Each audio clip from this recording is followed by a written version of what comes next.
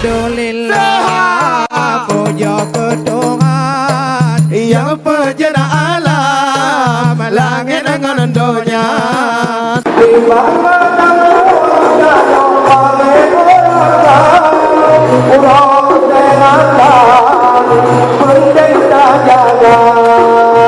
ya, harapan saya untuk seluruh tenaga kesehatan yang ada di Kabupaten Pidi agar terus-menerus bekerja keras untuk membantu Kabupaten Pidi, masyarakat Kabupaten Pidi untuk meningkatkan derajat kesehatan yang ada pada masyarakat Kabupaten Pidi. Tepuk tangan buat Dr. Arija.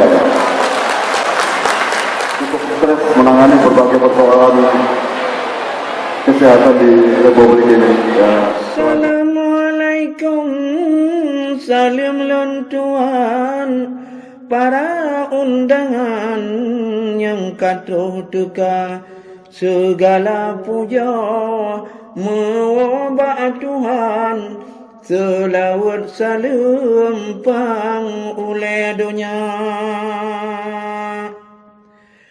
Pejabat Bupati selamat datang, Bandung jajaran unsur muspida, kepala dinas, anggota dewan, para teladan salam mulia.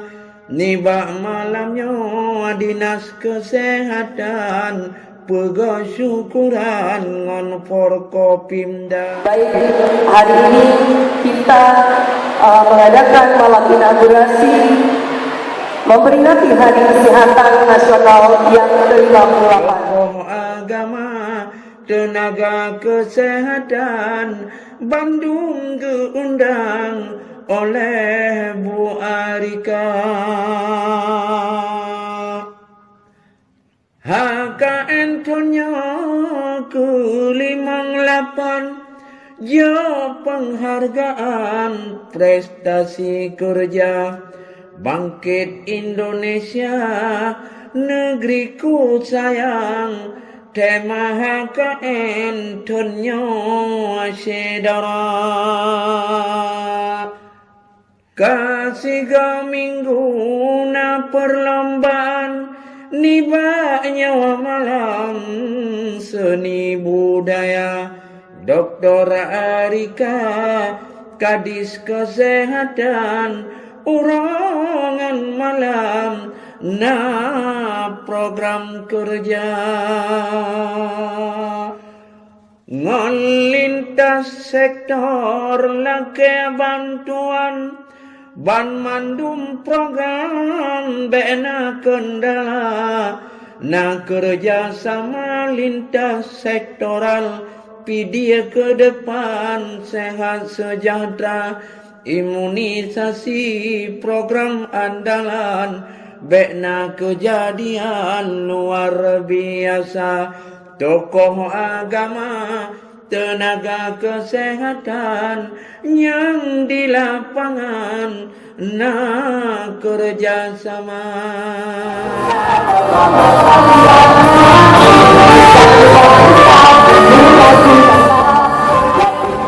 Yang gula darah ramai lam kampung, yang sakit jantung nasi dua, orang yang punga bekle nu pasong, yang melahirkan bak bidan ba, panitia HKN ke-58, jasa dronunya luar biasa, bak gedung PCC, pegot syukuran, nebri ya Tuhan, Pidi yang mulia. Terima kasih dokter dengan bidan, tenaga kesehatan ban mandum rata, kepala puskesmas di kecamatan, garda terdepan cukup berjasa.